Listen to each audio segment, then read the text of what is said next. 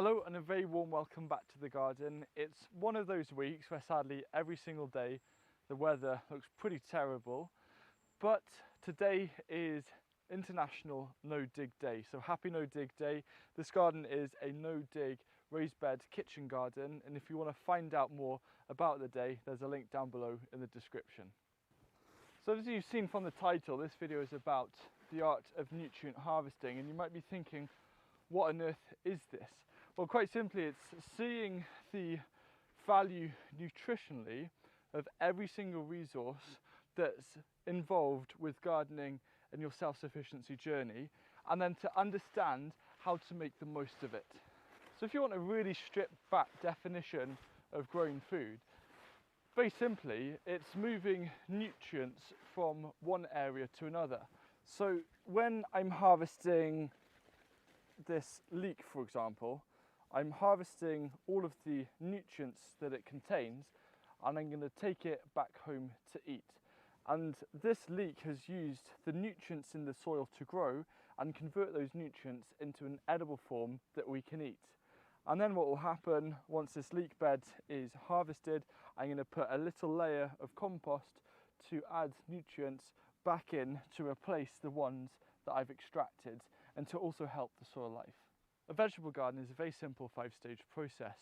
You've got the growing, the harvesting, the eating, the composting, the mulching, and then it comes back round to growing, harvest, eat, compost, mulch, as a cycle like that.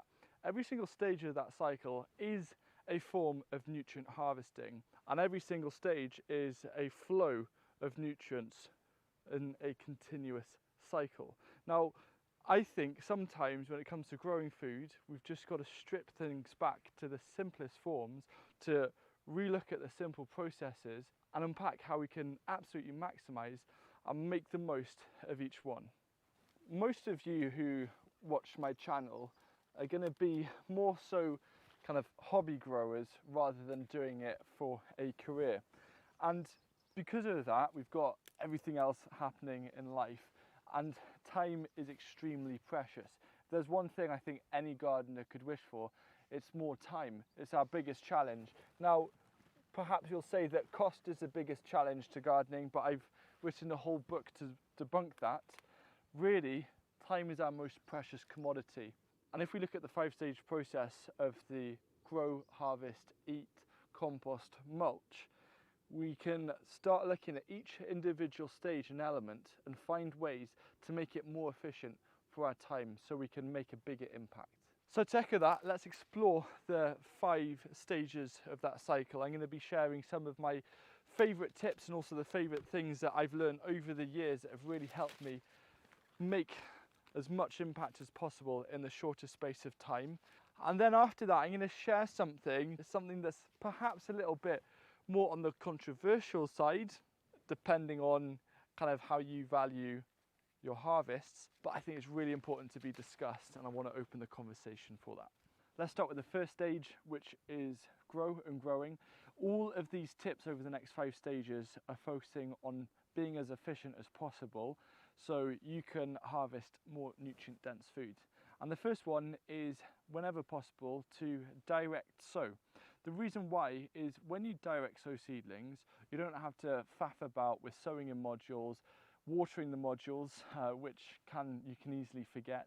I found that plants, when they're direct sown, create much stronger root systems and they're much more resilient during drier weather. And also, you're going to be working a lot more with the seasons. Yes, module sowing, you can extend the season and you can use a polytunnel to start things off early, but at least when you direct sow, you're doing it when it's naturally going to grow anyway. And so by not fighting against nature and the natural systems, you're going to be saving a lot of time that you can then invest elsewhere in the garden, and maybe prioritize a module sowing for crops that are perhaps a little bit harder to start off. If you find that time is really tight, reducing the number of varieties of a crop that you grow is one of the easiest ways to save a bit of time, bring a bit of time back. So for example, the majority of the crops that I grow, I'll only grow 2, maybe 3 at a push different varieties of that one crop over a season. Yes, there's some exceptions if I'm trialing different varieties to find a favourite, or things like tomatoes.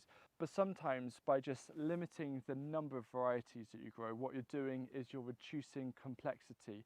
We all know that the more complex things are, the more time we have to spend with, say, planning or labelling and keeping track of seed packets. And the third tip for growing kind of brings us back round to the first one, and it's exploring more about growing with the season as much as possible. When we try and grow against nature, yes, there's going to be times where, say, if I want some salads early on, I could use a hoop house, for example. But if we're thinking about time, and if you haven't got much time at all, you want to make your gardening as easy as possible. Yes, perhaps some yields will suffer, but the amount of time that you're going to free up for yourself is going to be massive. So choose and grow crops when it's the time of year to grow crops. For example, now this garden's transitioning a lot more to the winter garden for all of the crops that are nice and hardy. I'm not having to worry about squeezing in extra things that I'm going to have to maybe run out and put a fleece on if a frost threatens. So work with nature, let nature do most of the work for you. The second part is harvesting. One of the biggest challenges that we face is we'll harvest all of the crops and then we need perhaps a little bit of time to process them in the kitchen. So one of the simplest things that you can do is to choose varieties that are the easiest to process in a kitchen. So a little example is, say, garden peas. I love garden peas, but all of that time that you spend podding and taking out those peas from a pod really adds up. So instead of growing, say, garden peas, grow something like mange tout or sugar snap peas. I love Oregon sugar snap because you harvest all the pods, just quickly top them, don't even have to take off the tail, and then cook them straight away. And suddenly you've saved so much more time and you're still getting the same flavours. The second one is to just create a dedicated salad bed like the one in front of me here. The reason why is that if you have one space for all of your salads and fast growing leafy greens, is that it's really easy to come to the bed and you harvest everything in the same place. You don't have to walk around the garden if you just need some quick leaves for your lunch to take to work. And whenever a crop does go over, for example, this rocket is getting there, you just chop it at the base, compost it, and transplant or sow something else straight away. It's real minimal fuss, it's really quick, and saves time, obviously. In terms of harvesting, my favourite group of vegetables to harvest are winter vegetables because of their hardiness, but also you have those kind of months from November until March where they don't really grow, they just sit there in the ground. So perhaps one consideration is to transition your garden to have a little bit more of a focus on winter vegetables, because in terms of maintenance, they're dead easy over the summer months. And then you just harvest what you need for your meals over winter. And so there's far less time investment for winter vegetables compared to those fast growing summer crops that, like courgettes, if you forget about them or look away, suddenly you've got marrows and you don't know how to deal with it. Winter vegetables are just a lot more chill. For main crop potatoes, rather than growing them in a bed and then harvesting them all and then storing them, and sometimes if you accidentally put one bad potato in storage, all of them can spoil. What I actually do is I grow them in containers, in tubs, and then every week I can just empty a potato container over winter and then harvest what I want, because those are perfectly happy stored in the containers in the soil. And so I'm just investing my time harvesting the potatoes as and when I need them, and that makes for a much more efficient process. Final tip to save time when harvesting, which I mentioned a bit with the salad bed, is when it's not a root crop, whenever you're harvesting, just cut the plant at the base when it's done, leave the roots in the ground. You don't need to worry about pulling them up and shaking off the soil. Leave them in the ground. They contain nutrients, they contain carbon, they'll break down. That's just going to help speed up your harvest process. The third part is a little bit different. Not so much loads of tips because it's about eating. The only thing that I would say, and it applies to every single gardener out there, is if you want to save time or if you want to feel like you're making the biggest difference with all of the time that you invest in your garden, is to grow the crops that you really enjoy eating. If there's any crop that you grow where you think, oh, if this suddenly disappeared off the face of the earth tomorrow and didn't exist, I wouldn't miss it, then question, should you really be growing that when perhaps you could open up more space to grow things that you would far rather enjoy eating? Part 4 is composting. This just needs to be kept as simple as possible. When you're making compost, try to just aim to have a roughly equal volume of greens and browns material and put them on the compost bin. The only real work that I do is to chop up the material or rip it up quite finely just to help it break down. That's really all you need to know for composting. Another tip is, rather than composting everything, you can put a load of things, for example some weeds, into a bucket of water, let it soak for 3 or 4 weeks and then dilute 1 to 20, and then you've got a real simple but effective plant feed. So any crops that are looking a little bit unhappy, or you're perhaps growing in soil that's a bit second rate, you can feed your crops with your completely natural plant feed. If you do want to give your compost a little bit of a helping hand, you can just go in and turn the piles of compost every couple of months just to help aerate it and help to move the material from the outside of the bin that hasn't broken down into the core of the bin where it will start to break down. One of my favourite forms of nutrient harvesting is looking at resources that in my local area that I can use and bring the resources into the garden, bring the nutrients into the garden to then benefit, mainly by bulking up the compost. I've done a whole video about this, but one of my favourite things is seaweed, for example. So look at what is around and available. There's going to be a lot of autumn leaves right now.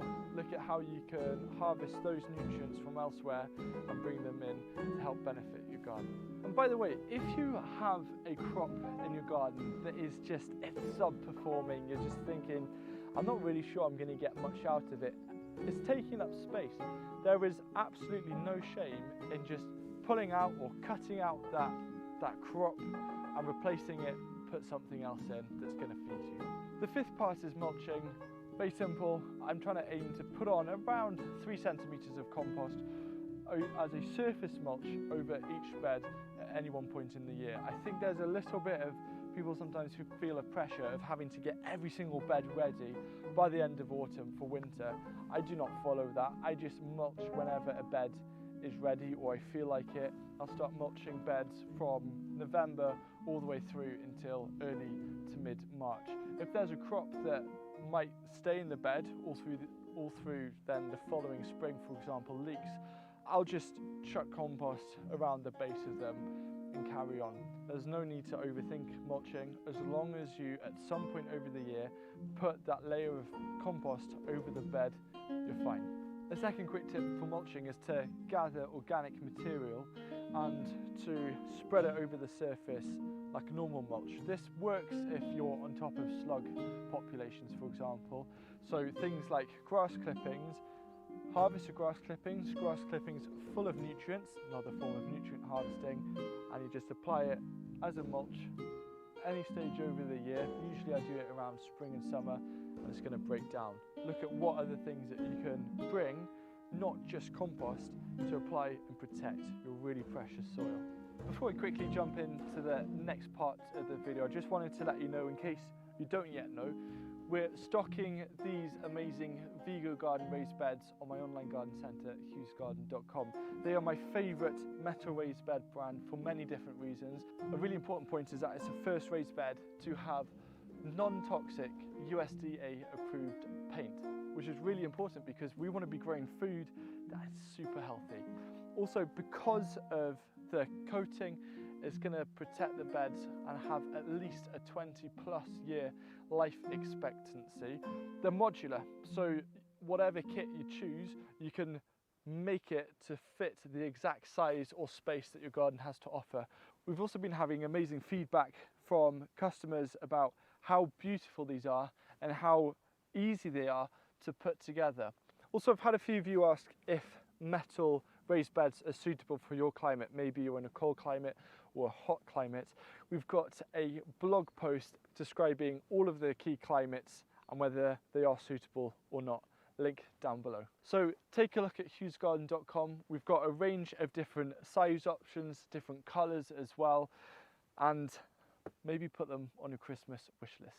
Okay, so let's say you have a glut of a crop like courgettes, and you've given so many away, but you're still left with loads. What I actually want to say is that there is absolutely no shame in composting perfectly edible food. The reason why is that if you think about this courgette for a second, it's a load of nutrients in the shape of a courgette. It might be wasteful not being able to eat it, I understand that, but if I look at the garden as a whole, I don't see this as waste if I chuck it on the compost bin. Because when it breaks down, this might turn into next year's tomatoes or kale or lettuce, for example. So just seeing that a crop is nutrients described in a certain form, yes, some of them taste amazing, but don't worry about putting perfectly edible food on the compost pile, because it's just going to enter the cycle again. And I think this is a bit controversial because of people talking about food waste, etc. But I think it's so important to build resilience as a garden. And resilience is having control of the nutrition, the nutritional cycle of everything that goes on around here. And so I do say, don't feel bad about composting things that you could potentially eat. I've got more than enough of these to eat. I'm going to be composting some of them, especially the marrows, because I know it's going to contribute to long term. So seeing everything as nutrients and allowing us to prioritise how we use those nutrients with the core goal of growing as much food as possible that we can actually eat is the key. Compost to me is more important than the crops in the garden there, because the crops in the garden wouldn't exist if it wasn't for compost. For me personally, prioritising compost means that I'm okay to put perfectly edible food on here to break down to contribute for future years. A garden, in a sense, is a nutrient bank with lots of different kind of banking accounts. So the current account is all of the crops that are currently available that I can eat. Now I can extract some of that money from the current account, i.e. some of the crops, and put them into my savings account, which is my compost bin. Because what I'm doing is that I'm locking them away and they're breaking down, and then I can extract from that savings account whenever I need nutrients to put back out onto the garden. The investment account is all of the nutrient harvesting that I do from surrounding areas, for example leaves and seaweed, because I'm investing my time and I'm bringing it into the garden, and it's going to help further promote my ability to become self-sufficient. And if we're going into the really metaphorical description of bank accounts and a garden, I think that the best description of a pension account is all of the seed saving that you do. And seed saving is another form of nutrient harvesting.